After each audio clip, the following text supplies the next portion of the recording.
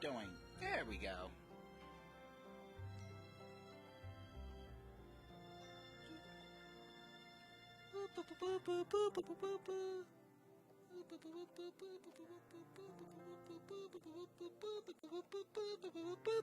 Alright, there we go. Shaking his head, he regained his composure.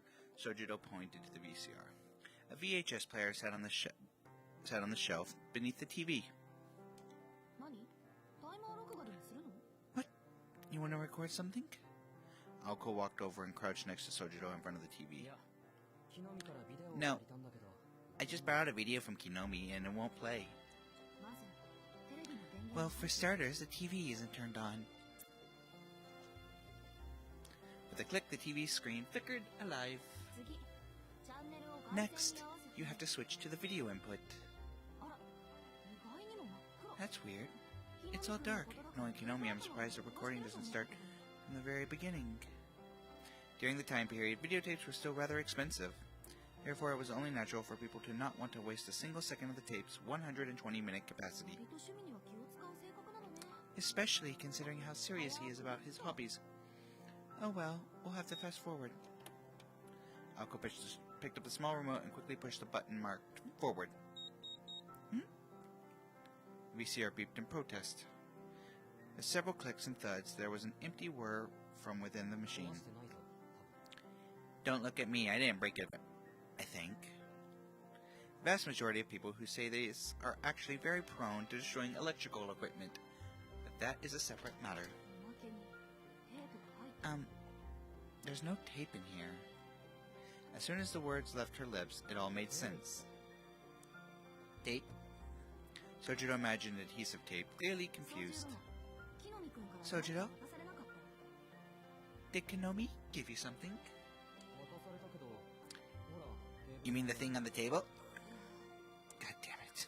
God damn it, what is he doing? You can't be this dumb. It's a VCR. I'm like 80% certain a 2-year-old could figure it out. If they can figure out an iPad, they can figure out a VCR.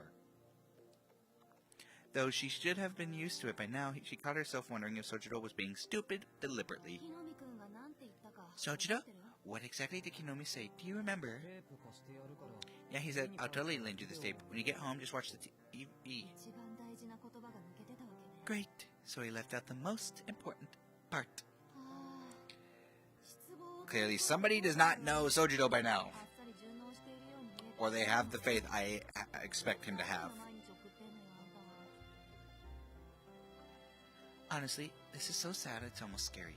Just when I thought you were finally adapting, how you make it through a day is a mystery to me. Exasperated, Aoko fetched the tape in question.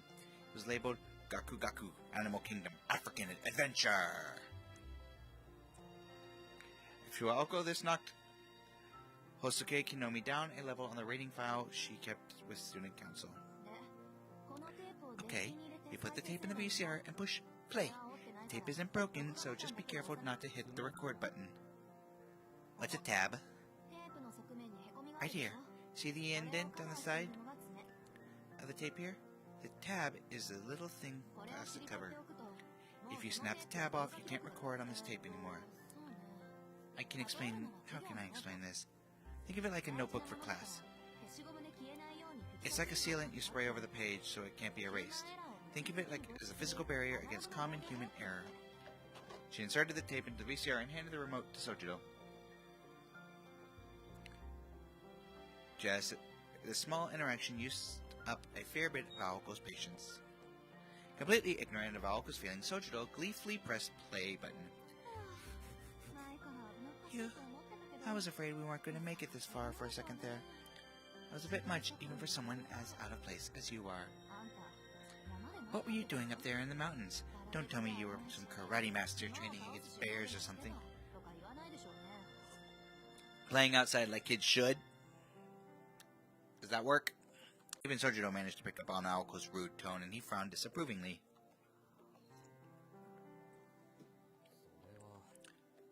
Was that an attempt to insult me?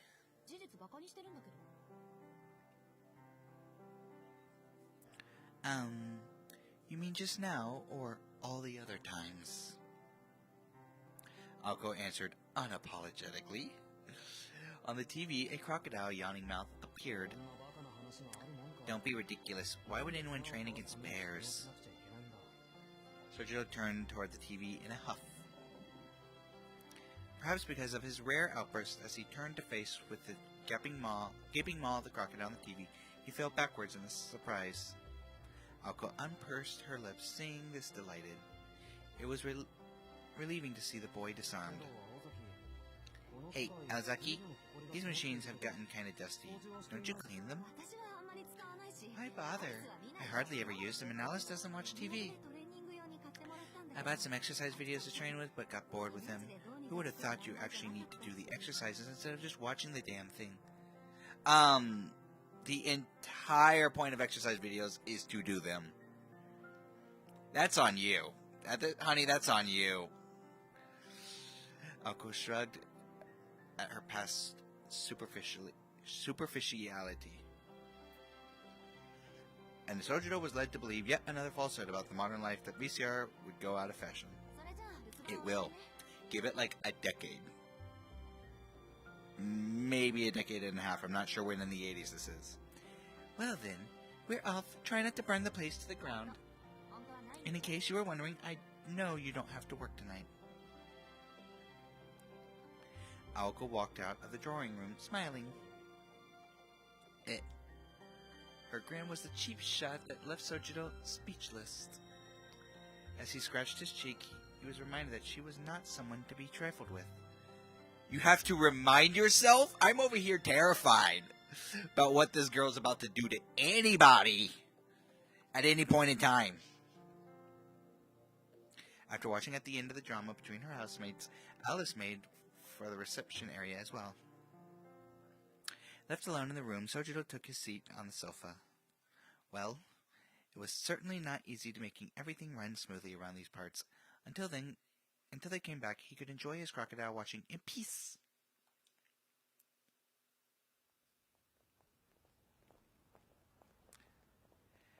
So, are we going to follow the two girls? They took to the subway from Misaki for 6 stations. From there, they rode another 3 stops by express train. After about an hour, Aoko and Alice arrived at Arisaka Station. Jeez.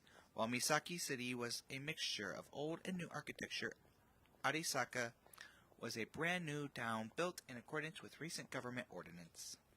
It was as though an entire town full of tall buildings sprouted up in the middle of bumfuck nowhere. It was near the end of December in the middle of winter break. Even the bustling plaza of Misaki was quiet compared to Arisaka in the evening. Whether it was a huge mall full of countless specialty stores or the crowded multi-purpose auditorium, there really was something for everyone here.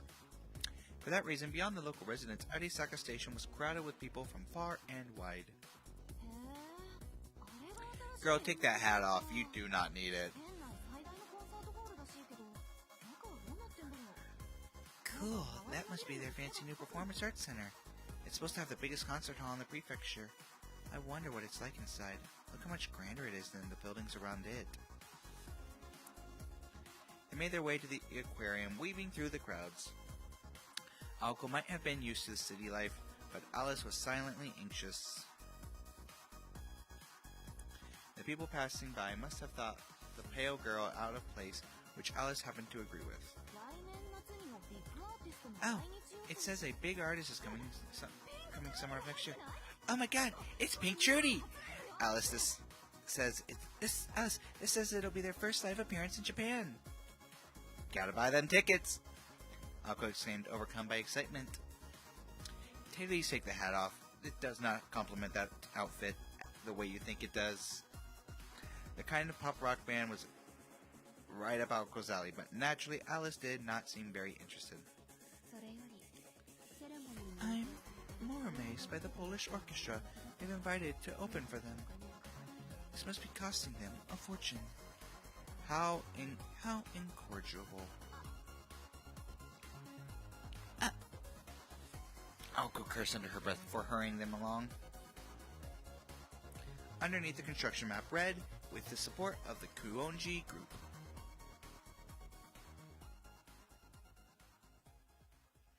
The aquarium they were looking for was on the top floor of a massive building that is fucking huge. And for a second, I thought it was a weird shape, and then I realized there was a building in the foreground. Maybe it was because it was no longer a new attraction. Or perhaps it was because the first floor cinema drew the crowds. With only a few people scattered around the entrance, the atmosphere inside was very calm. It wasn't quiet, but desolate, and far removed from the hustle of the bustle outside. Perhaps they were going for a museum-like mood.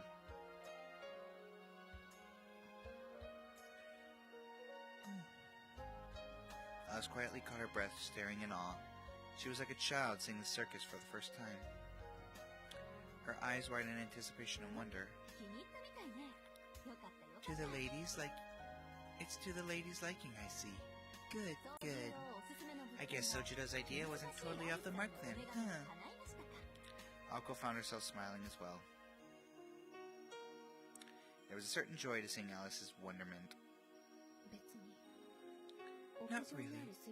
I just find rooftop aquariums to be kind of novel. According to the guide on the wall, the entrance to the aquarium was nearly as big as the Kuonji Mansion's foyer. The outdoor penguin show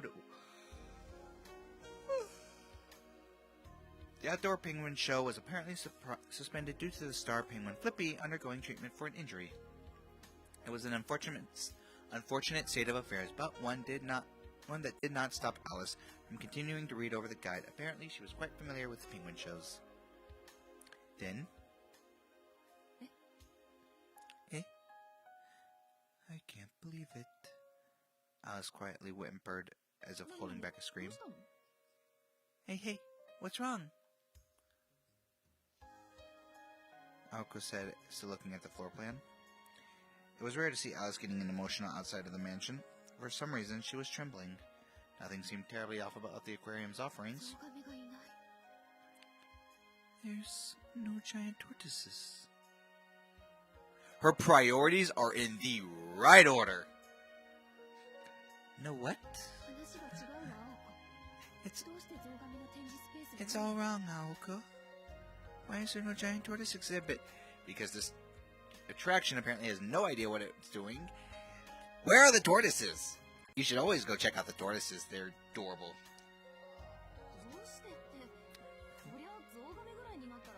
Why, I don't know. Are giant tortoises even aquatic? Maybe it's because they take up too much space. Yes, they absolutely are aquatic animals. Why though? They have penguins. That's not fair. Look, they even have a dolphin. This is absurd. It was a bitter pill for Alice to swallow. She really likes tortoises. It's a little turtle. The idea that they did not have a giant tortoise despite having a dolphin had Alice's eyes hot with indignation. Now that you mention it, if penguins and dolphins are standing fair, you'd have thought they would at least have a giant tortoise. What were they thinking? See? Now you get it! Aoko was certain something like a giant tortoise would be boring and unpopular. She was sensible enough to read the room, however, and kept her thought to herself. Let's go, Alice. We have tickets, so we can skip the line.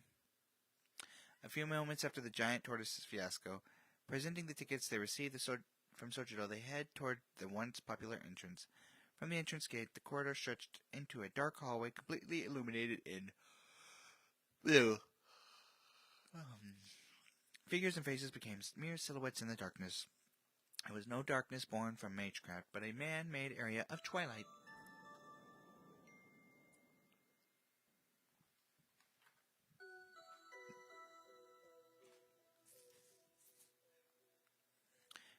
A world of shadow and blue, or the only light being in the illuminated tanks.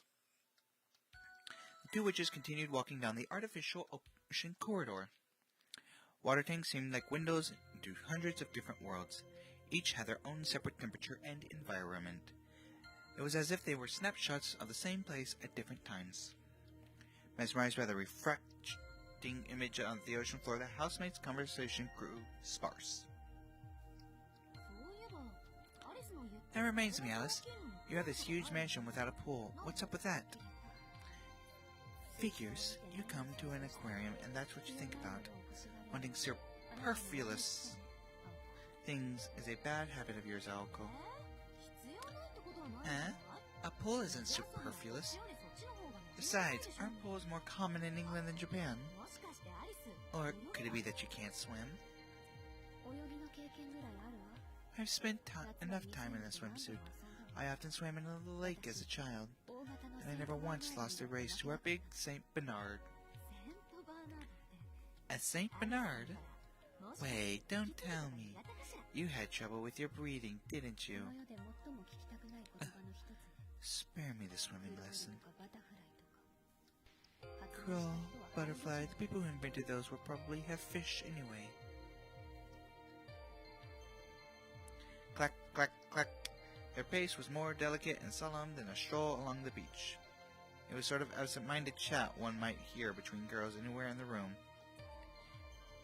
In here, the only thing to do was blue screens. I'm surprised you are willing to leave him alone in the house. You're not worried he'll go snooping in the West Wing, are you?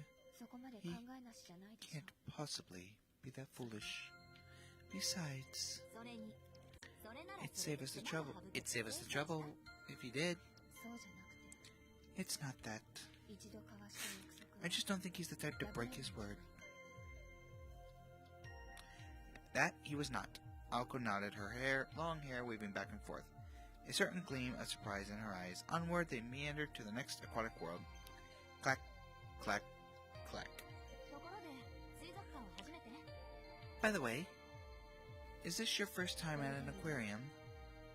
Second. I went with a friend long ago. No way, really? Yes, really, more than 6 years ago, when I was still in England. Oh, I mean, the friend part. I thought you said you didn't have any friends. That was a long time ago. We even have the same name. We used to play all the time, but we fell out of touch. That's right, Alice must be a pretty common name over there. Here it's all Ryoko, Hanako, and such. Indeed, our names referencing colors like Aoko, Akako, Kuroko, or Shirako. They do all tend with go, don't they? To each their own, a society of names. The swirling of waters was dizzying. Much like the hectic world of humans, their hands swung back and forth as they walked toward the next world. Incidentally, Aoko was what exactly is your plan for him? Well, once our current issue is resolved and things calm down, I'll find the ruin of erasing his memory and forget we ever existed. He won't be a bother for much longer. Bother to whom? Me? Oh yeah, obviously. Wow, this fish is really pretty. Makes me want to swim. Hey, should we go to the beach next summer? The beach? You mean by the ocean? Of course. You know, fun under the hot summer sun, sand between your toes, watching the sunset on the horizon. We can't go this year, so why don't we go next year? Your optimism is exhausting. But that does sound nice. If we manage to survive until next summer, that is. Clack, clack, clack. The two girls journeyed to the next oceanic wonderland. Usually taking in the sights, the visitors of these winter waters had begun to leave satisfied by their tour. The sound of their footsteps heralded their farewell.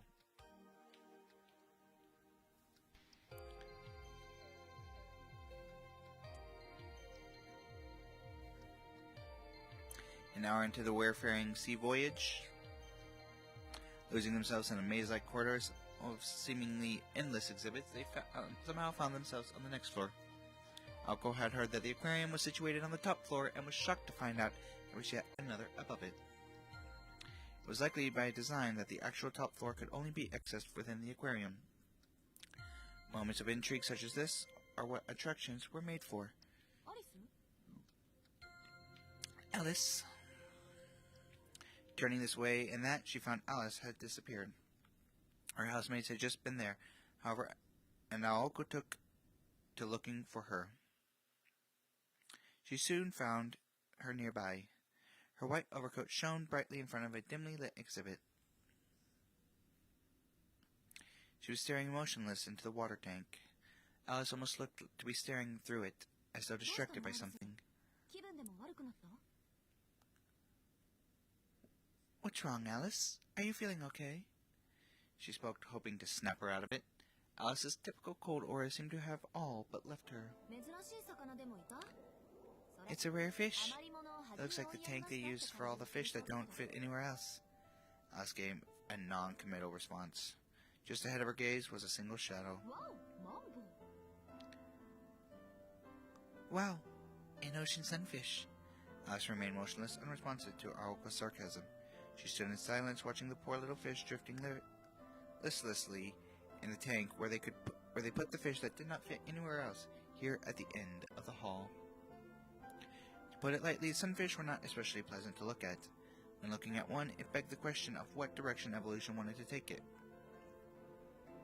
It looked like it swam using rudder-like fins on the top and bottom, but lacked the grace of other fish. To Aoko, its eyes and body and strange movements made it an awkward creature. But... Hey, Alice, let's check out the whale shark exhibit over there. It sounds really exciting, don't you think? Alice, unmoved, fixated on the sunfish. It clumsily drifted around its tank, occasionally bumping into the glass as it turned. Aoko, this little one can swim well. Aoko extended her finger toward the glass, then retracted it, feeling childish. Well, whatever. I suppose sunfish have their own charm. It did not seem like Alice was going to budge. Resigning herself, Aoko stayed with Alice while she stared at the cushion-shaped fish. Huh? They have eyes like pufferfish. It also says here that the females can produce more eggs than any known vertebrate, up to 300 million at a time. Neat! That's a lot of babies.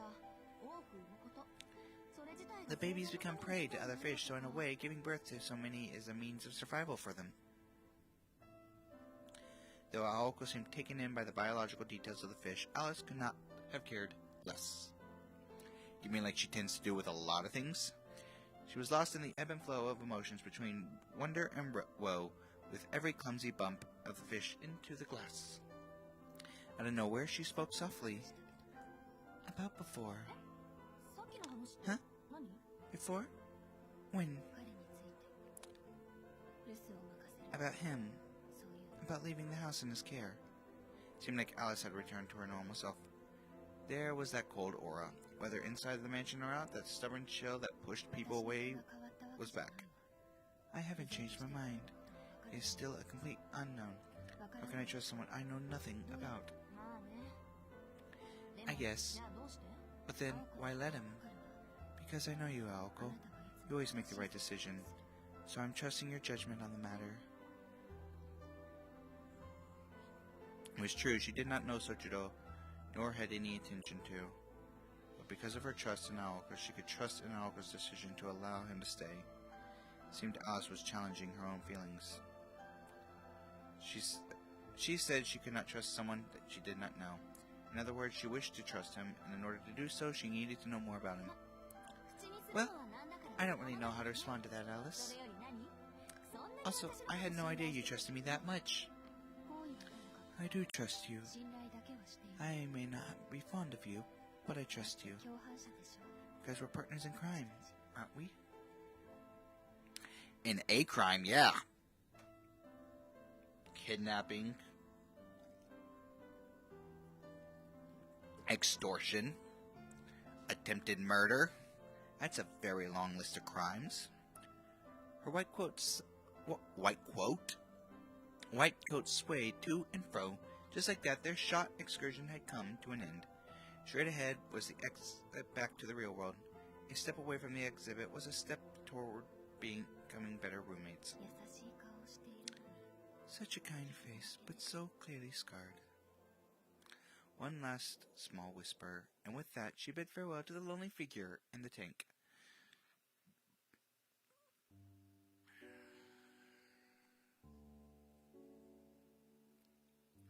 The sun set early during winter. By 4 in the afternoon, it had already fallen below the horizon. Everything seemed to arrive at the mansion earlier than in the city. I see. So, now I know all about crocodiles, Sojiro said alone, sipping his warm tea in the chilly room.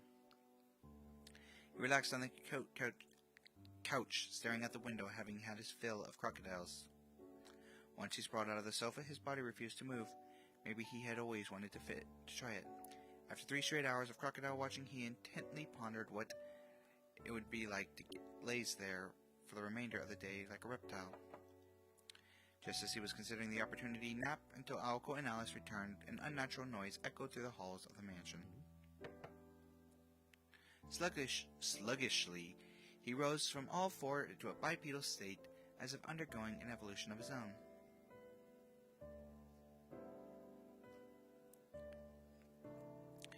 It was a knocking sound that repeated itself regularly, with patient pauses in between.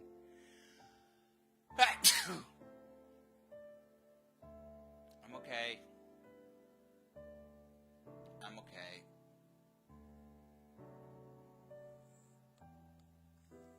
He recognized the cadence from something he'd experienced at his apartment before. A newspaper salesman? Making for the foyer, Sojiro was impressed that he had hiked all the way up the hill. The knocking resounded eerily. Without a doorbell of any kind, visitors had no choice but to rap on the door using whatever they had in hand. It would take a literal iron fist to produce the din Sojiro heard now. From his position in the hall, the front door looked like an ornately built fortification. The sturdy double doors looked as though they could withstand any onslaught of blows. But now they rattled in protest to the repeated knocking. Whoever this visitor was, they seemed determined to breach the castle gate by force if its defender refused to sally forth. Fortunately for them, Sojiro was sympathetic, having experienced selling newspapers himself. How many jobs does this dude have? Just a second. He knew what it was like to be in those shoes, so was unsurprised by their persistence.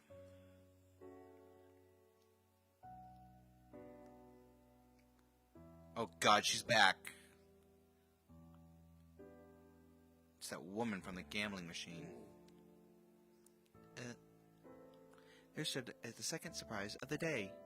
Sojiro was struck speechless. He was greeted by a young woman who hardly looked the part of a newspaper hawker. Standing in the courtyard against the dusk-lit horizon, she appeared more at home in the European mansion than Sojiro did.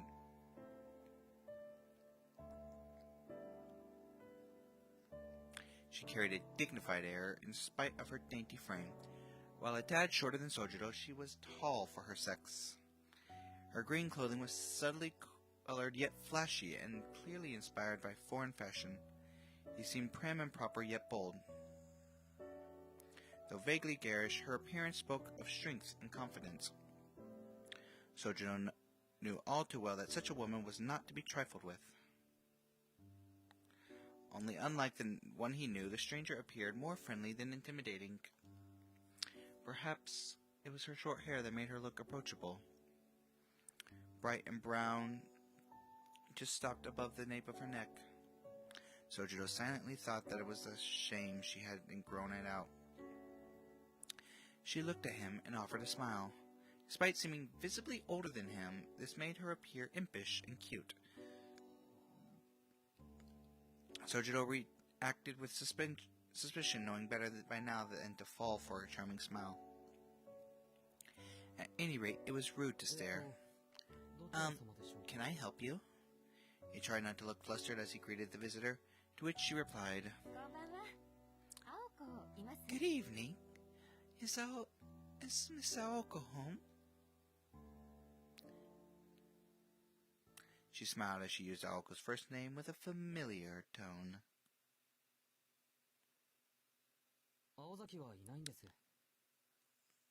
Aozaki isn't home right now. She smiled again, this time deviously upon learning of Aoko's absence. Then I take it Miss Kuonji is away too. Sojiro looked perplexed. This was the first time he had heard Alice referred by her last name only, and again with the familiarity of an old friend. I see. It's nice to hear that they can get out during the day, instead of only during the dead of night. I was under the impression that living together was merely a facade, but they really do get along. Sojiro found himself nodding in response to her smile. It was strange enough that this visitor knew both Aoko and Alice, but Sojiro found her odd as well. That's the BBEL. That's the BBEL. Likely in her early 20s, she did not appear much older than he was. She was clearly hiding something beneath her nonchalant manner and bright smile. So then, they won't be home until the evening then? That's correct, though I expect them back before the last train. I see. And who might you be? Sojiro, troubled by her forwardness, wanted to ask her the same. Alas, who are you was a question far too difficult for Sojiro. I'm sorry, I don't really know how to answer that. For now I'm the house sitter. I'm a friend of Aozaki's, to tell the truth.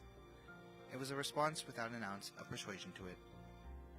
The young woman's face lit up at what she believed was the boy's attempt to tease her. Aren't you a funny one? What's your name, dear? It's Sojiro. Shizuki. His shy answer made her giggle. Sojiro had no idea he'd said that was so funny, but her laugh did not offend him. It came across as warm, affable, rather than derogatory. Then, after she finished giggling, the woman fixed him with a rather tender smile look. I think I like you, Sojiro. Was it? A fine name for hypnosis, though it doesn't really suit you. Now then, pour me some tea, would you? Wait. She slipped past him into the house, boldly striding through the entrance hall. Wow, it's just as I remember it. I thought you would have repaired the damaged pieces. With what's taking the trouble to bring them all the way here, I would have fixed up the warped columns at least. The visitor cheerfully inspected the foyer.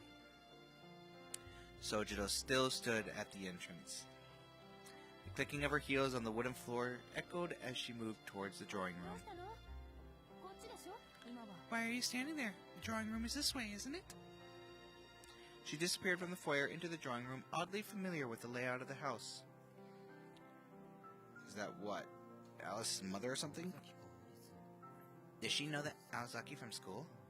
Or maybe she knows Alice. Sojiro muttered to himself, walking to the drawing room. He entered to see the woman talking around the room gleefully. Like someone strolling down a park boulevard, she peered around, breathing in the nostalgia, twirling with ladylike or rather girlish glee. Huh. Wait a minute. This TV is... She stared at the television inquisitively. Perhaps she had never seen a 30-inch television before. Awkwardly for Sojiro, the cathode ray tube was still displaying an image of the animal kingdom. He wished she'd stop the video before he answered the door. May I? He blurted half a question, attempting to regain his composure. There were many questions to be answered, but he first resolved to ask her name at least. The woman turned coldly observant gaze on him. Her intimidating eyes and long, thin eyebrows bored into Sojiro through her spectacles. Sojiro had intended no offense, but now he felt like he had chosen his words very poorly. He apologetically clammed up. Then, come now, Sojiro. May I? Really? Do I look like some old lady to you? She snickered. Her disapproving glare melted into a teasing smile. Of course, that wasn't true at all. It would be more accurate to say she had the air of an older sister. Or at least that was what Sojiro attempted to express with body language, to which she grinned smugly. Very well. Let's do away with the formality, shall we? They're beginning to bore me. Anyway. What is your name? Without making a sound, she took an effortless seat of the sofa, as natural as if she belonged there. Her posture movement exuded sophistication, and she required no words to instruct him to hurry along and make the tea. Without pressing her further, Sojiro headed to the kitchen. It seemed that the conversation would not proceed until tea had been served. He chose the fauchon he was forced to replace once before, after using it without permission. And you do it again! Since she was here to see Aoko, he decided to serve her using Aoko's Sevres teacups. Into the cup as blue as the ocean depths, he carefully poured the tea before returning to the drawing room. Gently, he placed the teacup on the table and faced the woman. Forgive me for not asking earlier, but should I take it that you're an acquaintance of Aozaki's or whatever? Despite being told otherwise, Sojiro cannot help but stand on the ceremony. His clumsy effort to make the question sound casual only jumbled it further. The visitor's eyes narrowed again in displeasure. That's what I mean. Would you stop calling her Aozaki? It's beginning to grate on me. Just use Aoko.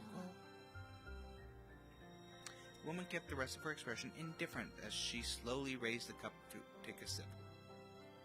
Smiling, she tolerated the tea that Aoko and Alice regularly criticized as bitter, clumsily brewed. Sojiro had yet to learn that society thoughtfully awarded participation trophies to people merely for trying regardless of the outcome. Come, don't sit there. Don't stand there. Sit. I don't like being looked down on. Sojiro tilted his head, noting a slight familiarity to her manner of speech.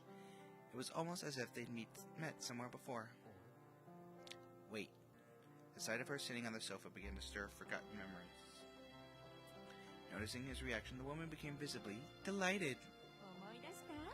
You remember me. I could tell you I was surprised as you were.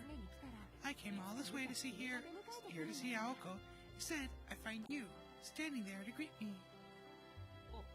Oh. Now that she was chuckling, Sojiro remembered everything. He'd only glimpsed her for a moment, but there was no mistaking it. It had been to be her, the woman smoking the long cigarette who had cleaned out the pachinko parlor. You gave me quite the fright that day, Sojiro. You took one look at me and ran away. How terrifying you must think I am, reacting like that. You hurt my feelings, you know. In spite of her words, she clearly enjoyed the memory. She was right. He'd mistaken her for the murderous shadow Aoko in the park from the previous night and fled in mortal terror. Even though it was clearly a case of mistaken identity, he could now see why he had mixed them up. So that's why they feel similar.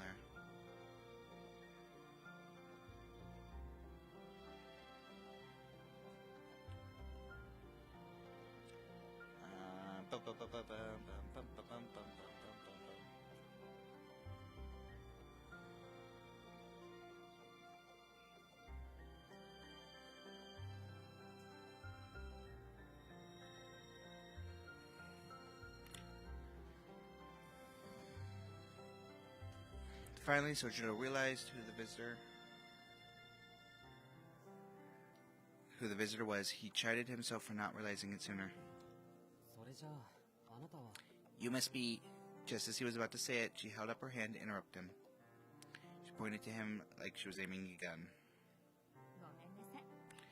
Forgive me, your reaction was just so cute. I got carried away teasing you. It's a little late, but my name is Toko Aozaki. Oh boy! Oh!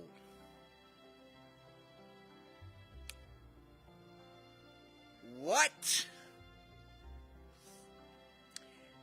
Let me guess, you're her mother. No. You're too young to be her mother. You're the big sister. You're her big sister that left Magecraft. Holy... The big sister is the one that wants the territory? Oh, Oh, we doing sister v sister.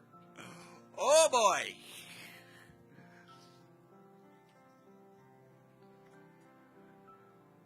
Oh.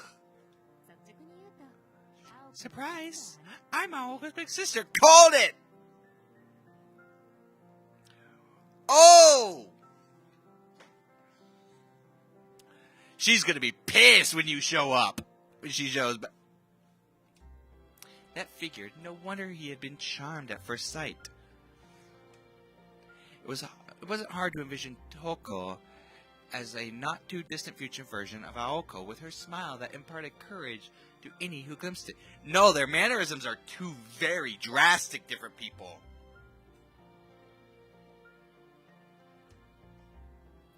Only, Aoko was earnest, diligent. Toko seemed to be shrewd and playful. I heard my sister was in trouble, so I came all the way over here to set her straight. Yeah, she tried to murder Sojiro. She's kidnapped him, extorting him for rent, and now trying to wipe his memory.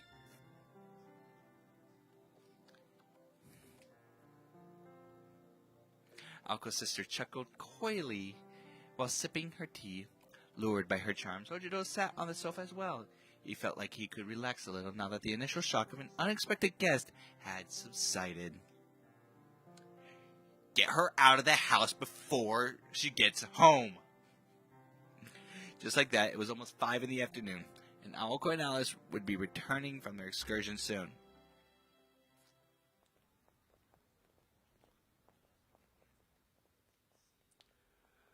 Oh boy. This was Misaki's only subway line. Only half a year had passed since its opening, and at the end of the fairly new platform, there the two girls stood. The time was 6:30 in the evening. They had been idling around 20 minutes since returning from Arisaka, and had yet to return to street level. Aoko. There was a hint of irritation in Alice's voice. I'm not done yet. Just one more, okay? Aoko begged Alice, hands together, trembling from the cold. It was rare to see her act this childish. No doubt, Tobimaru would consider this behavior more strange than cute if he were here. From the end of the platform, Aoko peered into the creeping darkness to where the tracks led. You have the strangest taste, Alice muttered, sitting on the bench with forbearance. Any other day, she would have been fine heading back by herself, but today she was in a good mood, and decided to humor Aoko, knowing full well that her rare spells of positivity were about as fragile as freshly fallen snow. She hoped to go home while she was still in the high spirits. Eyes closed, her placid demeanor conveyed her feelings well enough.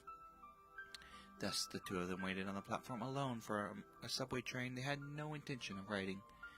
The subway had recently opened for service.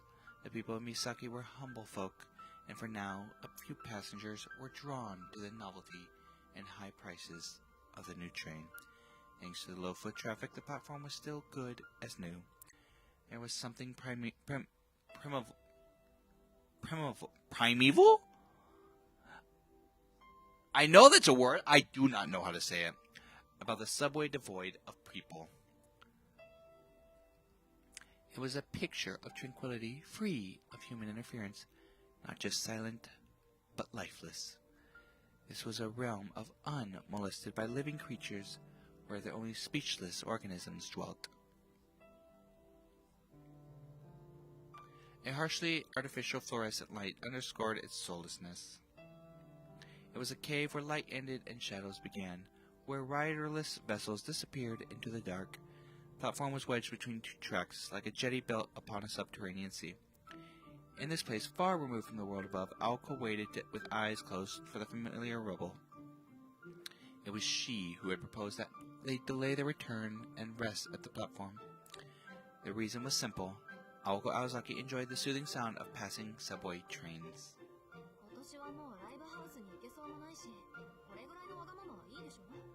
I probably won't get to see any more live bands this year, so at least let me have this, she had said to Alice, her eyes still closed. Alice had neither nodded nor objected, and so they watched 3 trains come and go. Silence fell again. Alco waited for the next train with anticipation. Alice sat and stared at the tunnel wall patiently. According to the display board, the next train was due to arrive in 5 minutes. From the dark tunnel came the wind and rumbling. A purposefully placed bound field was now surrounded the platform. There was no sign of any station's personnel. The entrances and exits were few and narrow. The lack of bystanders made the field hardly necessary. Suddenly 6 figures appeared in front of the stairs to the surface. They all shared the same face, motionless, and with smiles like the crescent moon. They stared at Aoko and Alice. I can't believe I missed that. Alice let out a quiet, dejected sigh. Alice, what's wrong? Must you ask? Didn't you notice that you and I were the only ones to get off at this station? I mean, the subway is usually pretty dead anyway, so... Aoko trailed off, tutting in annoyance. So, what tipped you off? The impending gloom I felt a moment ago. I'm not entirely blaming you. This wouldn't have happened if we were a better team. Enough sniveling. They traded a stoic calm words, never moving or making eye contact. In contrast, the figures near the stairs began to stir. As though regressing from primates to wild beasts, they dropped prone in unison and scrambled forth like man-sized ants. They advanced as a stream, one after another. Soon the clattering came not just from the platform entrance, but from the subway tunnel as well. Oh, hell no! No! Hell no!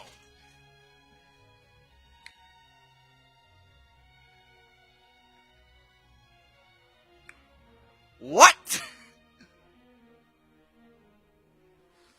That is fucking horrifying! No, get that off my screen! The eerie skittering multiplied, echoing off the subway walls. This is ridiculous. Forget Misaki. With this many automata, you could take over all of southern France. True, but I doubt there would be much demand for dolls of such poor quality. Junk is junk, after all. One of the horde leapt forward in response to Alpha's insult. Nope, fuck, nope. It was a sudden charge like a hurling dump truck. Alice remained still. As though expecting to attack, Alpha swung her right arm in an arc. The blue missile of light was easily repelled. Her magic bullets snapped with little to no effect on the puppets. They scrambled each other like frogs, heads jerking, twisting in such search of prey. 30 of these things? Oh god, no.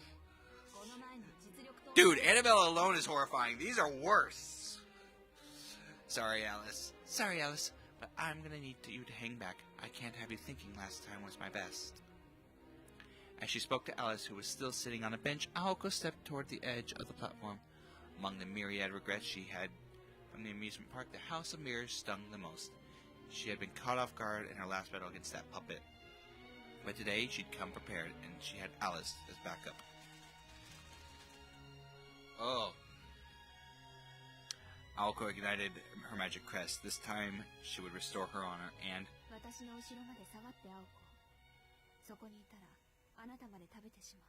Get behind me, Aoko. I'll eat you too if you stand there. Oh, play Witch of the Holy Night! It'll be fun, they said! It's a great story! It's totally a great story, but holy shit, nope! It'll be fun, they said! No! I do a lot of horror, but no! All it took to stop was Aoko one raised finger.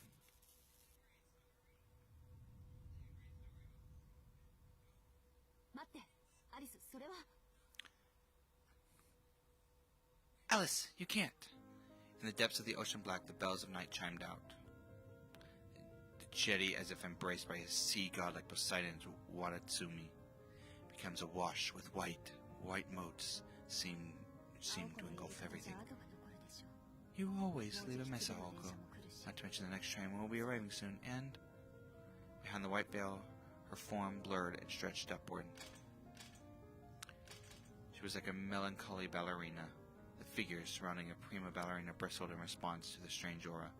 Though puppets were inhuman, mystical vessels, they had far more reason to fear Alice than they did the human Aoko.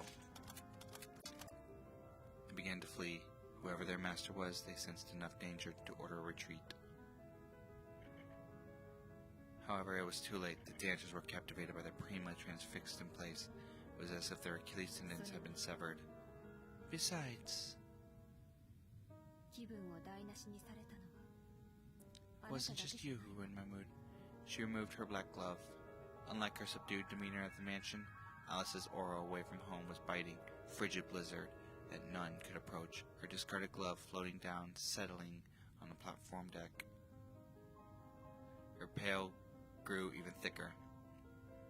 Terrified, the mass of shadows cried out for mercy.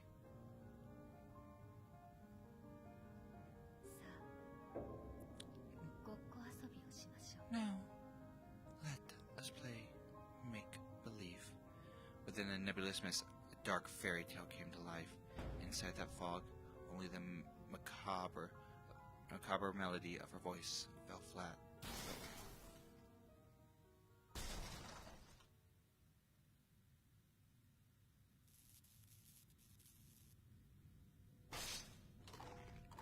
Feast, grind, crunch. At least the final puppet fell. On the floor, on the walls, on the floor, on the ceiling. The grotesque mechanical sounds of their dreams filled the air. Her twisted shrieks plastered the subway surface like inedible bloodstains.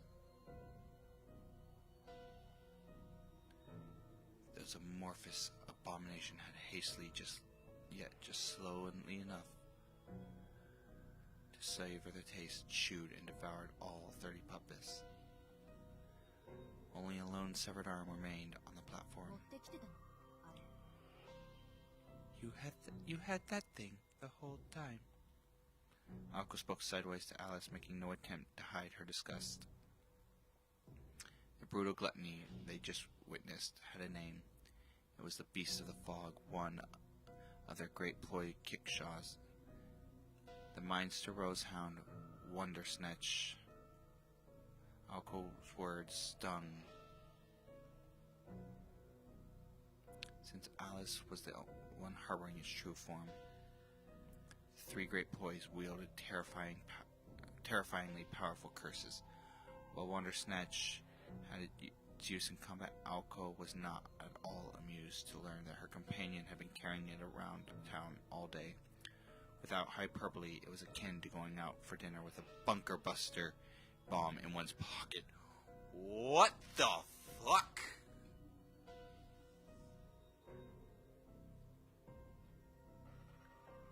What is this girl's deal? What in the... Oh! Just tell me next time, okay?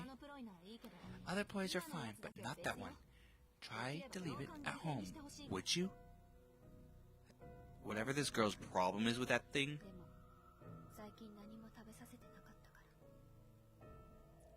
that thing has to be horrifying. If she's like, leave that shit at home and bring the others. That thing left a mess. I apologize. It's just that I haven't let him feed lately, so... Alice walked slowly toward the severed arm. Indeed, all she'd done was feed her ploy. They have to eat? No one had died, and no blood had been shed, since the meal was made of plastic. Aoko, over here. Alice picked up the arm and beckoned Aoko over. Look at this. Until now, we were thinking our opponent was a puppet master, but I think we were wrong. Can you see it? These puppets are too new. They must have been made no earlier than the 17th century. Even that seems hard to believe. That is new?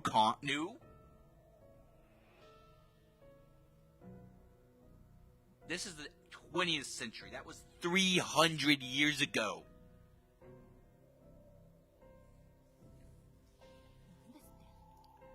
What did you just say?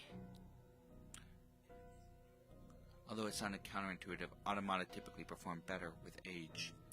Since the 17th century, the magical concept of using puppets and mannequins had declined. Consequently, it became much harder to produce combat-effective automata. If you wanted to build an automata these days, it was far more cost-effective to train even a low-class familiar. It would be better constructed too. Therefore, it was common for modern puppet masters to collect parts made before the 17th century and use them in their creations. The high price of automata often came not from their antiquated combat abilities, but for the rarity of the parts used to make them. Despite that, the enemy mage controlling these puppets used them as fodder, as if they grew on trees. The only conclusion to be drawn was that their current opponent was a spoiled upstart with wealth, but no territory. Or so Alice and Aoko imagined anyways. There's something else. The internal formula reminded me of Misaki's bounded field. It's as if their maker is asserting that these are the rightful defenders of our city. Alice presented the evidence to Aoko, who was still waving fog out of her face. The revelation stirred profound surprise and then rapid realization. I see. Now I get it. Aoko growled violently, smashing the arm on the ground, her face twisted with anger and a hint of fear. She didn't bother holding back any of her knickknacks because they weren't worth keeping in reserve to begin with. That's why this town's barrier didn't have any effect on her, and how she knew my weakness. No wonder she found and removed the sigil so easily. I should have known. Alice quietly listened to Aoko's furious rambling, bemused. Aoko, so you're saying the one who made these is none other than... That's right. When it came to making things, she always had me beat. Aoko glared at the severed arm. She was furious that its creator herself was taking so long to figure it out. But it all adds up now. As much as I hate to admit it, our current enemy is my big sister, no doubt about it. I fucking called it!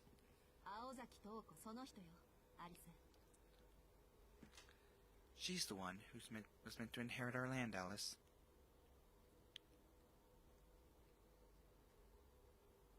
The desolate subway performed return to silence, Aoko's words lingering uncomfortably in the air.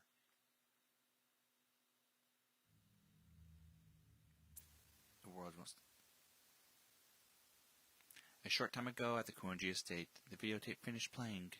VCR had automatically stopped playback, foregoing the need to hit the stop button to avoid the static storm. But what remained on screen was the reflection of Sojiro and Toko Aozaki, sitting opposite each other in conversation. A direct attack without warning because her secret was exposed. Aoko never did play well with others. It was hard to tell if she was being patronizing or indifferent. Toko Aozaki took a sip from her cup as she listened to Sojiro's story. She would have savored an anecdote about the amusement park kerfuffle were it not for the poor excuse for a cup of tea in her hand. Thank you for that. I feel so informed. I haven't seen Aoko in ages, so I can only imagine what kind of woman she's grown into. And as her sister, the least I can do is apologize. I'm sorry I had to experience such a tragic event, Sojiro. That girl does have a tendency to be rather headstrong. You said it. Sojiro was enjoying the conversation despite having to relive those events. About an hour passed by while the two of them sat in conversation, neither short on topics to discuss. Aoko was an easy topic for both of them, so the conversation centered mostly around her. By the way, I've been curious about something, and I hope you don't mind me asking. While she kept her posture dignified, Toko's eyes shone with eager curiosity. Her elegance caused Sojiro's heart to beat a little faster. Curious? About what? Despite his caution, he found himself speaking politely. She smiled affectionately, as if she found him pleasing. Well, you see, you surprised me last time when you ran away, but today I'm surprised by something new. Is this some kind of in-vogue fashion accessory? Come again? She's talking about your collar. Toko tilted her head, her eyes fixated on the collar that Aoko had snugly secured around his neck. Is that a new style of choker? You know, I could swear it was, The bespectacled woman made a show of holding her tongue. In a completely unrelated note, in another decade, similar accessories would become a standard part of any visual key artist's wardrobe. Oh, not at all. It's obviously a collar for dogs. I knew it. It's rather charming and very much suits you. I might add, did you put it on yourself? Toko stared intently examining the strap. While he had never been conscious of the collar till now, for some reason Sojiro found himself blushing. Yes, I put it on by myself. Shouldn't the thing have choked him? That thing's supposed to choke him whenever he tries to tell anyone about magic. I'm guessing because she already knows it didn't choke him? No, silly. I mean, who gave it to you? Was it Aoko? Or perhaps Miss Kuonji? Aoko gave it to me. Toko noted in satisfaction at Sojiro's candid response. That makes you Aoko's property. She coldly muttered. With this, the cordial atmosphere began to turn. Sojiro nodded, naturally oblivious to the edge of her words. She does like to own things. The blunt observation made Toko burst out laughing. Apparently, Toko was the quirky type of person to laugh when least appropriate. As her laugh tapered off into a giggle, she picked up her now empty teacup. So, this must belong to Aoko as well. How funny, considering she hates blue things on the account of the blue character in her name. Yeah, that's right. Would you like another cup? I'm not sure when they'll be back. No, thank you. Actually, they'll be returning shortly, as I calculated. Sojiro nodded along heedlessly. Finally, the strangeness of her phrasing dawned on him, and he tilted his head in confusion. Miss Toko? Toko sighed once. Forgive me, Sojiro, but would you allow me to take off my glasses? He wondered why she would need to ask for his permission, but nodded anyways. That's very kind of you. Though, I do wish you could have enjoyed more. I could have enjoyed more of your hospitality. Toko touched the temples of her glasses. If one were to look closely enough, one might have noticed the scars on her slender fingers. Is she about to turn them to stone or something? They were small, fine scars for years of repeated cuts. Before her fingers even left the glass frames, the spectacles crumbled. It happened so fast that Sojiro barely registered it. The frames cracked into pieces, sliding down her face into her lap.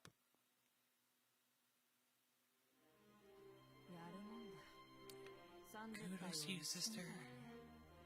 30 to 1. Go. Not bad. The low voice belonged to someone entirely different. All she had done was take off her glasses, but her elegant grace had completely faded. Any semblance of warmth and kindness had disappeared. Sitting on the sofa was a deplorable mage, her very presence darkening the room. Sojiro sat speechless. Across from him was a completely changed Toko, glaring back at him menacingly. More malice and magical energy was now emanating from Toko than what Aoko had tried to kill Sojiro. She seemed titillated at the prospect of the boy's shock at her transformation. Such expectations, however, were often left unfulfilled when it came to Sojiro. You broke your glasses, Sojiro blurted out in surprise. Her hand stopped as she reached for a cigarette, the wind taken out of her sails. That was unfortunate. Do you have another pair? No. Forget them. It's not as if I actually needed to see correctly. As long as myself exists, data is received subjectively by my 5 senses. The entire world is in a fog. You shouldn't trust what you can only see with your eyes. Her speech had taken on a clinical tone. His too did not seem to shake Sojiro. Right. So, what you're saying is... Sojiro began forming another question unflinchingly. Toko scowled as if she found a bug in her food. After some consideration, she came to the conclusion she needed to be blunt with the boy. By some twist of fate, it was a headache she had now unknowingly shared with her sister. It's like this, Sojiro. I placed some obstacles in Aoko's way. I'm only here now because she's still dealing with them. As I mentioned, you are merely her property, so I won't worry that pretty little head of yours. I must confess, dear Sojiro, I am your enemy.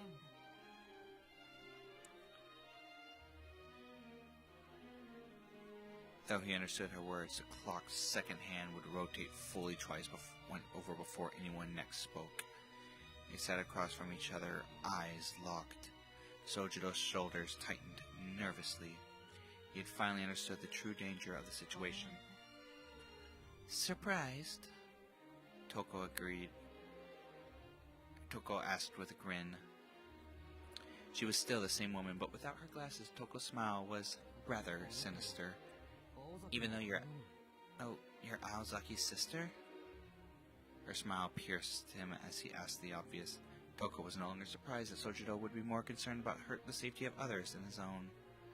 It's just one short hour she had come to understand that Sojiro Shizuki better than he knew himself. Oh, on the contrary, it's because I'm her sister. I'm obligated to take away what is hers. I won't stop until I crush every last thing she holds physically and emotionally dear. For instance, if she has come to rely on this city, then I will happily go as far as to destroy it. But you? I wasn't expecting you. Toko, her eyes closed, felt sorrow. Behind her troubled expression, there was a silent conflict. I don't know if I should rage at the impartiality of the world or lament at the serendipity of life. I suppose it's all part of the counterforce.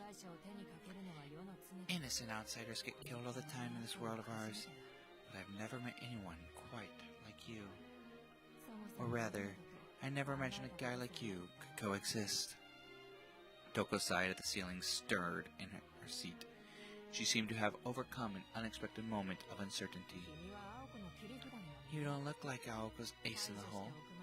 You're just a dim but nice stranger, too pitiful to put out of his misery. But as much as I want to leave you be, my sixth sense is screaming that I should erase you now and be done with it. More plainly put, she had made up her mind to kill him. Though Sojiro was somewhat flattered at how grossly inflated his importance, he was struck more by karmic irony. Toko had arrived at the same conclusion as her sister.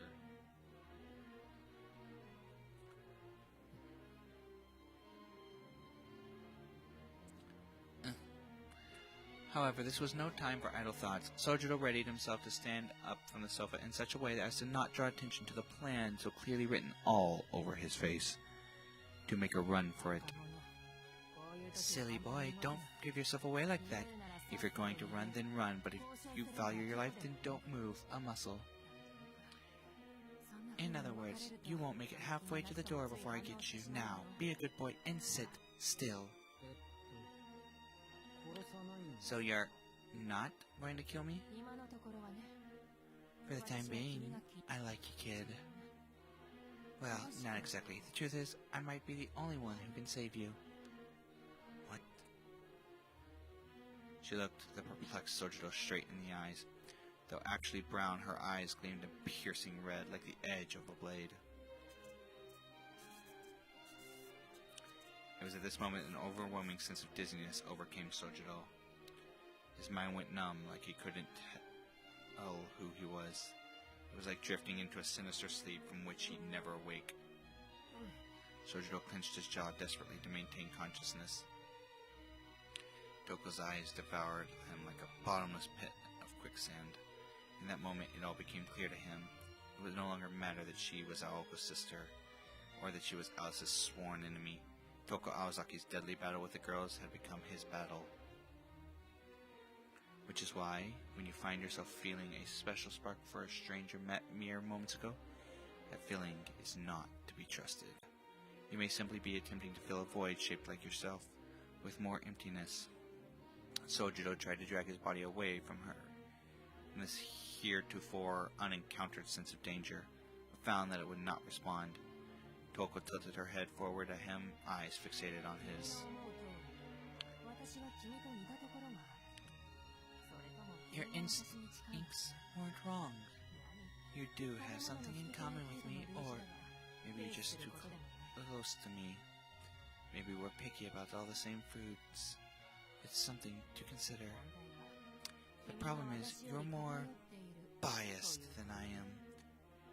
Biased? She clearly used a different definition on the word than the one Sojiro knew. Biased meant that he was alone, that he was an outsider who didn't belong in this town. A sudden and seething anger eclipsed his gentle heart. But I'm not alone, Sojiro shot back with all the enmity he could muster, as he faced the switch named Toko Aozaki.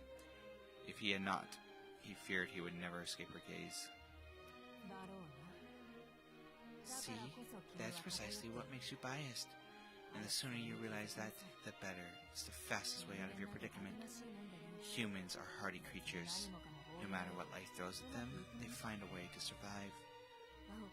But Aoko can't tolerate them, because she's the sort of stranger who can't stand anything. Toko leaned over the table. She reached out, grabbed Sojiro's collar roughly to pull him toward her. But enough about her. All I care about is getting to have you. In fact, I wanted you from the moment you mumbled your name like it's not even yours. I want you with your lack of self-awareness and your sense of powerlessness. Future must seem like such a foreign concept to someone like you. Your mind inevitably looks to the past. Just as Moi, the lesser self, comes before Soi, the greater self, the normal flow of time will always reject time travel. It's the same for me as it is for you. I've done it again, haven't I? How could you possibly even begin to? Toko trailed off mid-sentence. As she pulled Sojiro closer, her own eyes reflected in his. She noticed a merciful expression on her face. Sojiro got to thinking. He held no hostility toward the woman. He bore her no grudge, harbored no desire to kill her. He was aware only of his anger, aimless compassion. He wished that he could give her the answer she wanted, but I don't really know what you're talking about. Sojiro replied unapologetically, a verbal reply to the visible question he perceived in her eyes. Toko showed no sign of disappointment.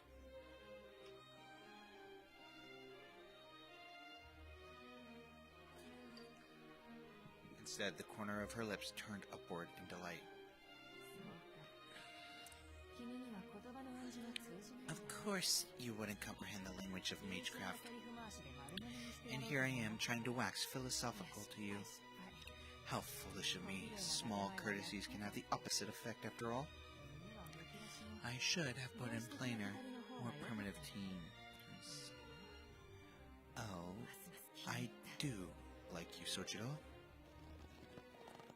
Her finger dug into his throat as she were tearing at the leather.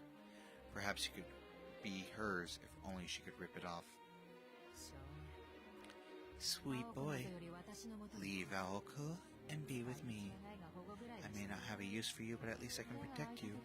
Or maybe, if I'm bored, you could be my plaything. It had taken many approaches, but she seemed to have decided on this one. The lengths to which she went to seduce him were not lost on Sojiro, and truth be told, they were not wholly unwelcome. But back to the matter at hand.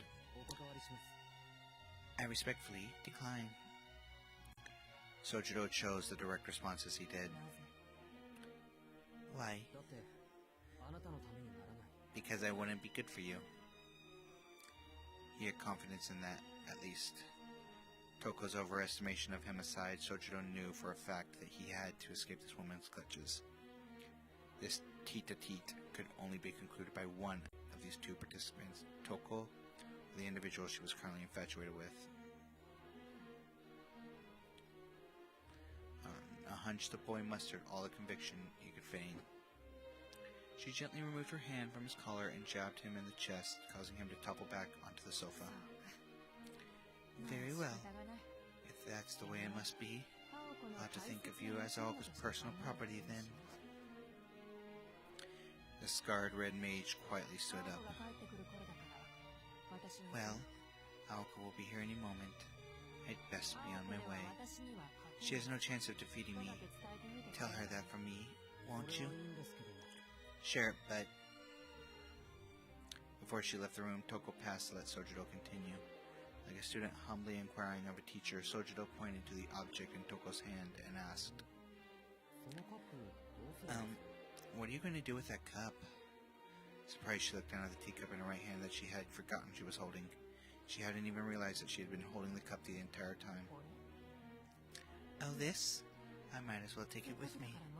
The act of taking something without the owner's permission is commonly referred to as theft. However, this was more like the typical relationship between Aoko and Toko, share and share alike, and so forth.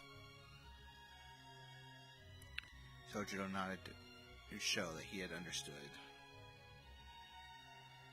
Unsure if his nod was sincere, Toko smiled with a gleeful grin for the second time since taking her glasses off.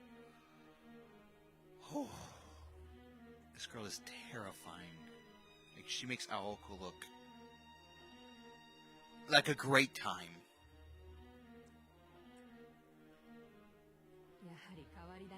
You certainly are an odd one. The question of your worth aside. For just a moment she had returned to the affable Toko Aozaki he met, for the glasses came off. Leaving him with the image of her smile, she departed the mansion. You better tell Aoko the truth. Her broken glasses remained on the drawing room table.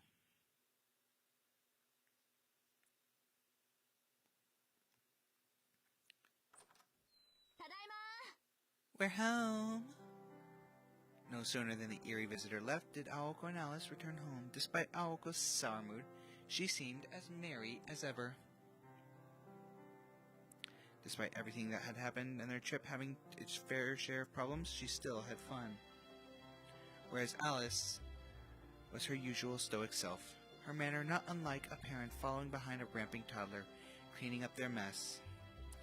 The scene of their return was like something out of a TV sitcom, and lost in thought, Sojiro forgot to greet them.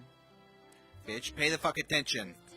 The girl you need to tell, hey, your sister stopped by and came to say hi and kind of hit on me, was just here. Is home. Tell her what happened. Did anything happen while we were out, Sojiro? Aoko asked, more out of etiquette than curiosity, while removing her coat. Yeah, your sister stopped by. Without answering, he stood up from the sofa. Yeah, it took up half my day, actually. Other than that, it was just cold. Want me to make some tea? Yes, please. You can't plan anything without a hot cup of tea in your hands. Sojiro was on his way to the kitchen to prepare tea even before Aoko had finished her upbeat response. Wait a minute. Something feels off. It was following the same tea brewing routine as always, but somehow something did not feel the same. As though in a trance, Sojiro returned to the drawing room where they were settling down and placed the tea on the table. You should use the blue one, just so it can go, hey, something's missing. We're missing a blue cup. What do you intend to do for now, Aoko? Well, we had to search for her on foot. We can't play with this one defensively. If we spend time fortifying defenses here, she'll just have more time to create more puppets. They conversed with each other while ignoring Sojiro's presence. Upon hearing what they said, he stood up and spoke abruptly. Are you going to look for Miss Toko? Yeah. Who else would we... Wait, what did you just say? Thank God! He's making the smart play and the right decision for once in his life. Toko, she's your enemy, right? You just missed her. Don't say that so casually. He answered so casually, Alco standing there dumbfounded. I'm dumbfounded. The way you're handling this, like, hey, hold up, what? Yeah, hey, your worst enemy, the antagonist of the story, just stopped by and decided to, look for you two and say hello. Oh, and she hit on me. She kind of wants me to be her property rather than your property. She says she can protect me and make me her plaything. Like, hello? Alice stood up from the sofa and went to where the two of them were standing. Her typical kind and somber features turned reproachable. I'm so glad that we're having moments of intelligence now. Shizuki, tell me everything. Tell me exactly what she did when she was here. We drank some tea, and she took off her glasses. Huh. I can't remember anything after that. What was once a clear memory seemed to have been scrubbed clean from his mind. The fuck? Sojiro was overcome by the same dizziness he had felt earlier. A sharp, dry smack echoed through the room. That was earned! What snapped him out of his haze was an unexpected slap from Alice. Well earned. I won't warn you again. Never let anyone else into my house. Deep within her eyes, beyond the normal cool indifference, was an intense fury. Realizing, however, that it was no ordinary anger, Sojiro understood how careless he had been. I'm sorry. This place is very important to you. I should have known better. A heavy silence followed. Both Sojiro and Alice stood there, chained to the spot by their own regret. Alice looked on in amazement, wondering if they would stay this way all night if left alone. So, hey, I know Sojiro screwed up by letting my sister in, but Alice, you never told him he shouldn't.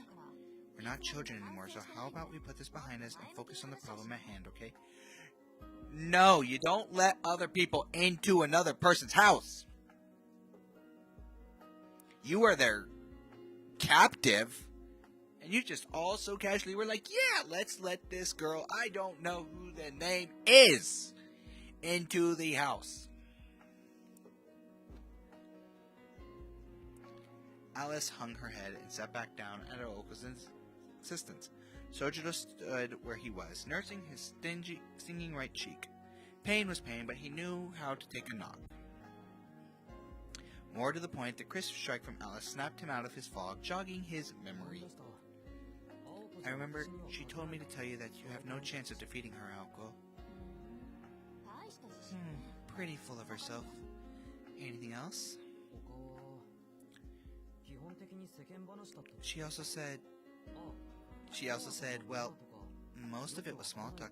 To be honest, she said a lot of other stuff I didn't really understand. Considering the small talk was mostly about Aoko and her flaws, Sojiro decided it would be better to take that part to his grave. Yeah, shut your mouth. She mentioned the greater and lesser self. I wonder if she's been to India.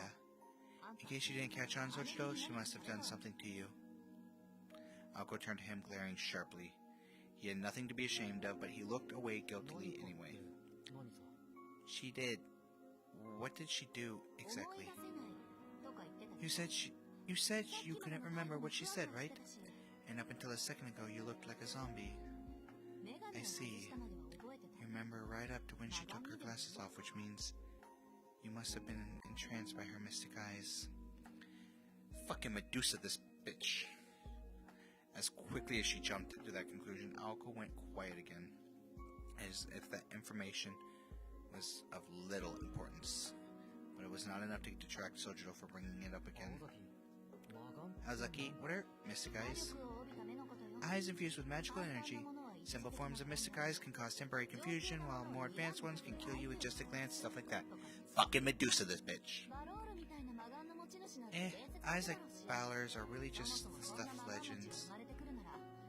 If there were eyes like that, we could really use them right about now. Without further context, Aoko knew her explanation was completely lost on Sojiro. So yeah, to put it simply, it's like my magic bullet, only you use your eyes to shoot it. Laser vision! You can shoot bullets from your eyes. It's called laser vision. Leap tall buildings in a single bound. Laser vision, faster than a speeding bullet. Super strength, Superman, is one of his basic traits. Sojiro's confusion deepened along with Aoko's frustration. Anyway, you looked into Toko's eyes after she blinked once, right? That's the moment she put the whammy on you with her mystic eyes. Some mages even replace their eyes with cat eye stones, but my sister doesn't need to bother with that. She was born with hers. She doesn't even need to say anything to use them. She can just blink like a camera shutter. Sojiro pounded his fist in understanding. Now he thought about it, he vaguely remembered her doing something exactly like that. Everything after that foggy and muddled, and her mystic eyes seemed to be the only logical cause. That's one mystery solved. The Aozaki, isn't she your sister? Why would sisters try to kill each other? He knew it was not something he should ask, but he did anyway. The question was against the rules. He had no business being involved in this dispute. Bitch tried to kill you. Well, take you. This officially involves him. He is now part of this issue. Aoko closed her eyes to collect her thoughts. She decided it was best for all involved to at least share some background information, if only to head off further questions. Fine. Here's what you need to know that you met her. Besides, keeping you in the dark would be more dangerous. But no more questions. That is my story to tell. Got it? She stared down at Sojiro until he nodded slowly in recognition. Knowing him, she knew this was confirmation enough. The conversation was becoming oddly friendly again, but Aoko sat up a little straighter as she prepared to tell the tale. Before I talk about my sister, I have to explain the Aozaki family, and more importantly, magecraft versus magic. We're going to cover a lot of ground that it'll include stuff you can't tell anyone, but we can always wipe your memories later, so it's fine. You and what? Yes? Yes? Where was I? Oh, right. You and this wiping the memory. I'm afraid to know what Plan C is. Aoko made sure to add that disclaimer as a condition for telling him the information in the first place.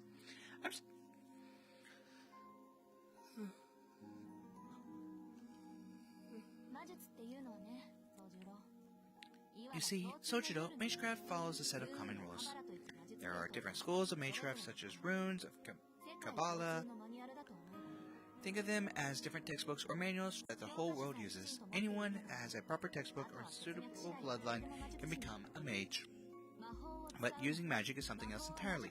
Magic, true magic, isn't just some manuscript derived from the swirl of the root like magecraft is, but something that comes directly from the root itself. As for the swirl of the root, well, the simplest way I can describe it is so you'll understand it is to compare it to the sun.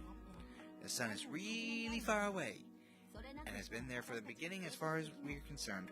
Without it, you and I wouldn't be able to live. Magecraft merely lets us take advantage of the sun's benefits, so to speak. Magecraft is all about imitating or paying for natural phenomena. We can use it to study, practice, or receive mysteries, but we can never truly create them. Get ready for some more exposition, people, because we have reached the exposition dump. Like the full, just pour it on. Just take the cap off, dump, let the whole bottle come on out. Actually, no matter how much you learn, you eventually hit a wall. It's like a limiter that human knowledge can never overcome. And beyond that wall is where magic and the sun itself exists. To attain it means to go where no one can go. And awaken miracles no one could possibly reproduce. A technique to make things happen that humanity could never hope to accomplish with any amount of time or resource. That's true magic. It's about overcoming the dimensional wall, like running until you reach the end where you'll find a world with completely different rules than from ours. That's the only way you can, well, learn it. I told you before that Magecraft has no limits, right? Well, I meant that it has no limits within the scope of human knowledge. Meanwhile, magic has lots of limits. Actually, it can only do one thing, and one thing alone. Makes sense, right? I mean, we're talking about unique, rule-breaking concepts and mechanisms that exist outside the boundaries of the very universe. So, magic is more amazing than Magecraft. I think that get the general idea, but it's really limited? Kinda. It's more like an exception. A special privilege or an abuse of power. It's not versatile, but in making the impossible possible, it's all powerful as far as Magecraft is concerned.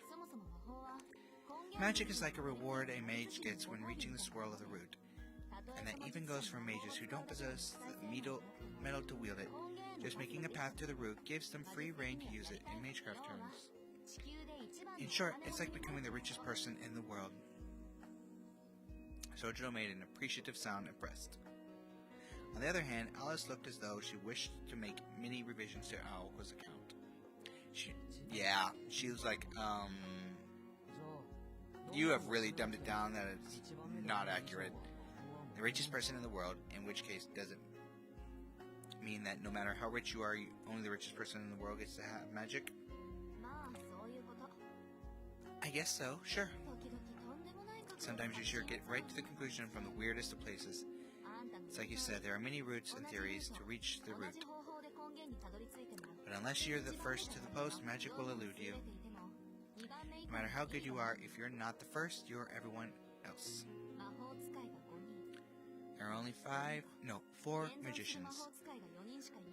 And there are only 4 because once the path to the root has been taken by one magician, it closes off for all the others. But it wasn't always like that in ancient times. Ironically, mankind is responsible for closing off the paths to the root. We've built walls that stand between us and the truth. The mages of old could never have imagined that the more we explored the unknown, the more paths we could seal off. But the result was exactly that, and by the time they realized it, it was too late. After all that studying, true magic had all but disappeared from the world. So it's kind of like how the city has dwarfed the countryside then. In a microscopic sense, that example works. So, up until recently, modern mages have been vying for that final seat in a game of magical musical chairs. But some country bumpkin snagged it a while ago, so their little race is over. After that, all further research into the root was limited to mundane and meaningless magecraft. Though only a small fraction of mages were chasing magic anyway, while the rest had already thrown in the towel. Magic gained from reaching the swirl of the root isn't necessarily a mage's only goal, but that's a whole other convoluted mess in itself. The chicken or the egg dilemma, if you will. Okay, well, at least I understand that I understand absolutely nothing. Good, I'm not the only one. This is a fuck ton of exposition. Do you mind if we get to the point? Oh, right. How can there be multiple wielders of true magic if only the first one there can learn it? Well, there are 5 at one time. There were 5 final tasks left to humanity, so the first... Aoko?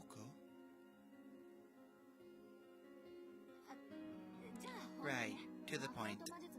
Now that I've explained the relationship between magecraft and magic, I can finally talk about my family. Remember how I mentioned that the Aozaki family has been mages for generations? Our history isn't ancient, but we've been blessed with good luck and talent. Because somehow or another, the Aozaki finally attained true magic.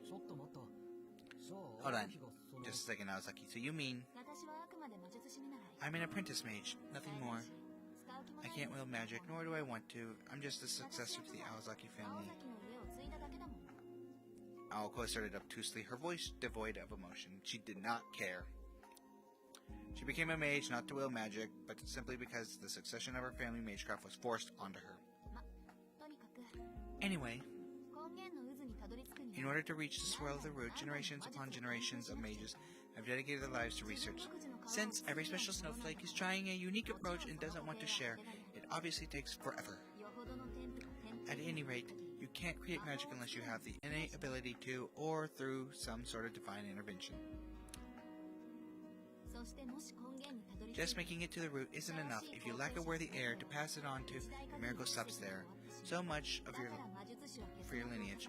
That's why mages cultivate their bloodlines to pass magical energy from one generation to the next, and to create an heir more powerful than oneself. Aoko wrapped up the explanation by remarking that it was like producing a thoroughbred. Not that Sojiro knew what a thoroughbred was to begin with, leaving him as perplexed at the end of the story as he was at the beginning. So, mages pass along their uniquely created mystics to later generations, protecting their legacy in the process. This is some Harry Potter incest is wincest bullshit. And at the very end, they say that there should be an answer sufficient enough to satisfy all our questions. But you see, mages, no magicians do, all understand one very important thing. Their own generation and every single one thereafter will all die before they ever reach their ultimate goal. My grandfather always used to say that it was the destiny of those who obsess over mystics to end up learning only magecraft. Funny how my sister didn't turn out like that. She left, I could see why, hanging in the air. Alice had no response. The Aozaki family passing down true magic. Aoko, the reluctant successor.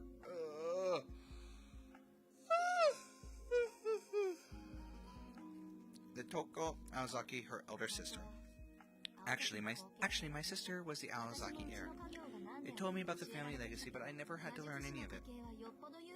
For mage lineages, unless they're super rich, they usually only raise one heir.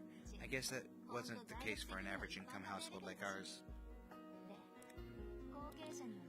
Successors are supposed to be chosen based on their affinity for magecraft, and in that sense, my sister was definitely a prodigy. But her talent wasn't fit for an heir, for whatever reason. Instead, I turned out to be more suited to succeed it, and while I don't really agree with him, my grandfather seemed dead set on switching it over to me during the winter when I was 15. To my sister, I suddenly stole her entire birthright, while not only being 4 years younger, but also lacking any magical knowledge. I see, so that's why. Toko had said she was obligated to take what was Aoko's. He recalled how resentful her voice had been when she said it. I'm not her, so I don't know how she feels about the whole thing. It's been 3.5 years since she fought with Grandfather, smashed her glasses, and left her home. No one had heard from her since then, and I became her replacement. I guess this is why we're squabbling. Sojiro thought the story was tragic, but Aoko's voice had a tone of relief in it.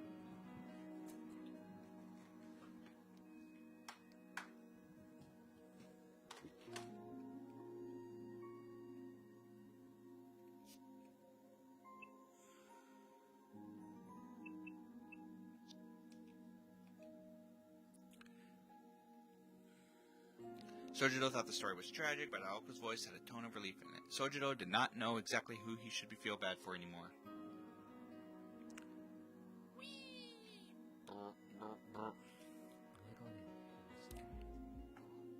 She broke her glasses.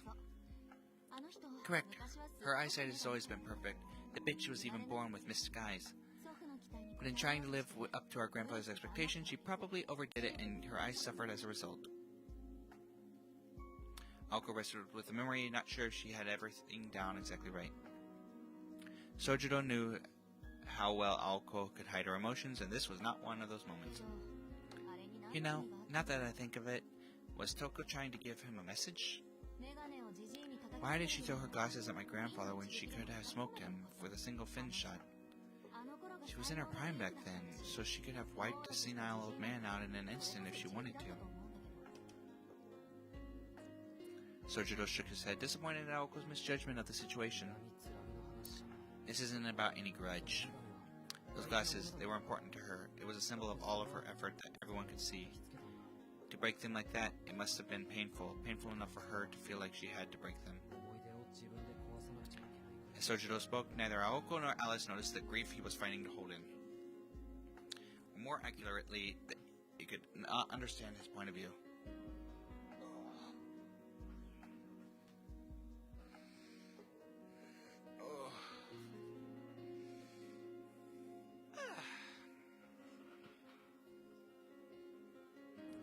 After all, in the world where mages were raised to fight other mages, empathy was in short supply. I wonder why she chose to come back now. Like Aoko said, Toko could have taken Misaki City anytime she wanted to. That's right. If she wanted this land so badly, she could have come back 3 years ago, killed me, reclaimed her rights. Maybe she had a change of heart after seeing the world. I don't know. You really don't get it, do you, Aozaki? Sojiro shook with a fate of anger. His voice changed from the boy they thought they knew. Oh, and you do? Yes, like anyone would. Toko was waiting for you to become fully fledged mage so that you would lose the same thing that was stolen from her. That's how deep her hurt and hatred goes. Sojiro gazed at them, wondering why they could not see what he could. Only he was the one that did not understand. The two girls, above all, Toko Aozaki, deny themselves the type of relationships that normal people are allowed to experience. Toko's actions were not fueled by hatred. While there certainly was hatred behind them, the real reason was, and always has been, Toko's pursuit of true magic. I'm out of tea. She was an ambitious and talented mage. Her hatred was only her veneer. Thinking of her in any other way would be an insult to the elder sister who devoted her life to the study of magecraft. All of this Aoko wanted to tell Sojiro, but instead stopped herself. Even if she had, Sojiro was not a mage, and could not understand, and besides arguing with him any further would not have brought her any joy. She could not have put into words even if she tried. And so... you sure are taking her side a lot, Sojiro. Could it be love at first sight? In her own cowardly way, Aoko dodged the subject. She smirked childishly. I get how she feels. A little. I pity her. Sojiro did not take the bait. Aoko was frustrated at his reply. And why, might I ask? An icy glare replaced her smile. He did not falter, only plainly stating, because she has to fight her only sister. That's sad, isn't it? This was the source of his frustration. It's sad, all right. Aoko's eyes narrowed unconsciously, as if hiding from a painful truth. This guy is a poison, she thought to herself. A poison with no antidote. With his words, he unwittingly bringing her weakness to light. My sister and I, we don't think of it that way, though. To us, this was always the way it would turn out. Sojiro looked down and frowned in defeat. And that's sad too, he muttered.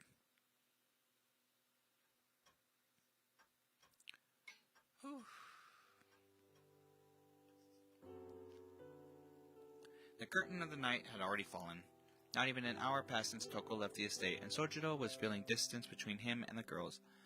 Aoko and Alice felt much the same way about Toko Aozaki, who seemed more elusive than a phantom. Anyway, Sojiro, you at least understand that she's our enemy, right? If so, stop arguing with me and let sleeping bears lie. Although after meeting you, she must have realized that you have nothing to do with us, so I doubt you need to worry about her going after you. Aoko seemed absolutely certain in her assessment, as if to proclaim that Sojiro had dodged a bullet. Strangely, she was placing her trust in her enemy's sense of reason. Really? Are you sure about that? I hope you're right. Really, so relax. She never paid any attention to things that were of no use to her anyway. Okay, if you say so, Aozaki, then that's good enough for me. Oh right, speaking of things she has no use for, Toko took your teacup. Nice Severus one. She did what? And you just stood there and let her? I did. So she really was stealing it after all, huh? Sojiro nodded sagely while Aoko fumed. She wondered where his serious manner and tone had gone. Sojiro's frustration, absent-mindedness had returned. It had to be my Severus cups too. My favorite ones. Aoko's fist trembled violently as much as she wanted to. She knew better than to plant it to Sojiro's carefree face. Now that he was even capable, even Sojiro did try to stop Toko. It would have gone tragically for him. nothing to do now, I guess. She always did have a habit of stealing my things. Always wanting others to have, I guess, old habits. Die hard. Isn't everybody like that as children? He wondered aloud curiously. Maybe. So many of my crayons and dolls, she took as she pleased, and broke them too. Sojiro felt his heart jump into his mouth. The ominous foreshadowing was not lost on him. Why do you think that was? Because she made a hobby out of taking my property and smashing it to pieces, obviously. Once she had her eyes on something, I had to kiss it goodbye. Listening to Aoko, Sojiro recalled his conversation with Toko. He hoped he was imagining it, but he vaguely recalled her declaring Sojiro's Shizuki as someone's property. That is troubling. Sojiro's face turned grim, not unlike a detective at the scene of a crime. A scene which left no traces of evidence or clues as to how the case could be solved. Right. She was a terrible sister. The worst. Unaware of Sojiro's turmoil, Aoko calmly sipped her tea. Honestly, I could think of worse, but she's definitely up there. Sojiro watched as Aoko shrugged her shoulders before looking over to the drawing room clock. No matter how heavy the mood, time kept on ticking. Gloomy days ahead, I guess. Muttered the undeniable victim of today's injustices. Aoko looked ready to move on from the incident, adding, Probably, but right now, I'm just looking forward to tonight's dinner. So, what's on the menu? Alex seemed to second that opinion with her silence. Comfortable and relaxed, neither of them seemed to have intention of leaving the sofa to prepare food. Tonight was supposed to be his night off from work, at least until midnight. But Sojiro knew that until the clock struck midnight, he would be serving on hand and foot with the two ladies of the house. For one, it would take at least another hour to prepare something to eat, and there was no way the exhausted Aoko and Alice would stand for that, so the only other option in the end was to have something delivered. Maybe I should have taken Toko up on her after all. So you do fucking remembered! Sojiro opened his wallet as he second-guessed the situation. His eyes settled on the third and final 10,000 yen bill in his wallet. Stared back at him forlornly, reluctant to leave his home. With a heavy heart, he bid it farewell.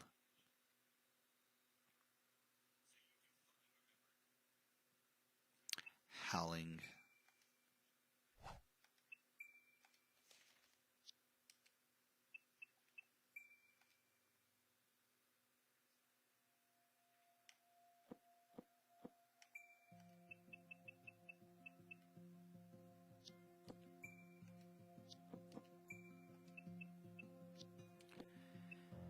All right.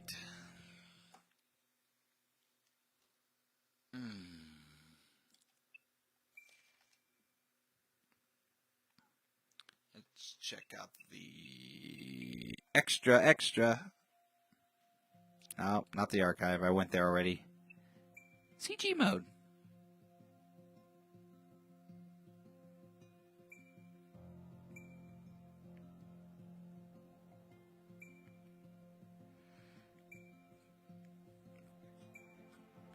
Alright, let's see if we can find any good pictures.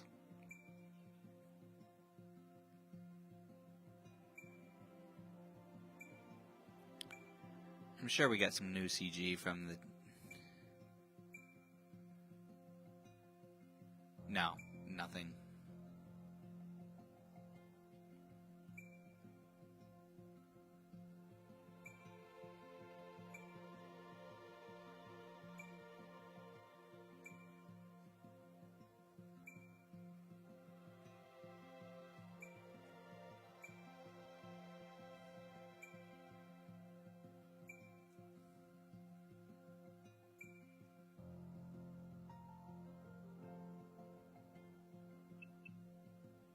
Oh, we do have a few.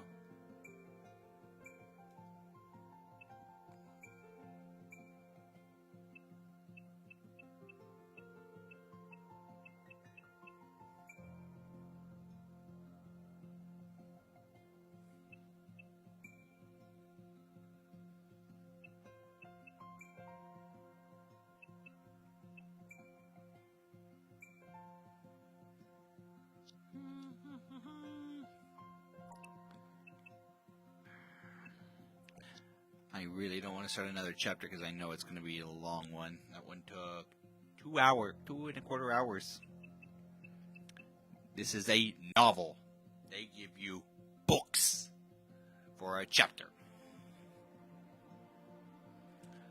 So, I think we're just going to stop here for the night. I need a stretch. So, have a good night. Don't forget Saturdays will be... Oh wait, next Saturday I've got a setup, so we'll probably be late. My goal is 6 p.m. And then, of course, Sunday, our normal time. 5 p.m. for Witch.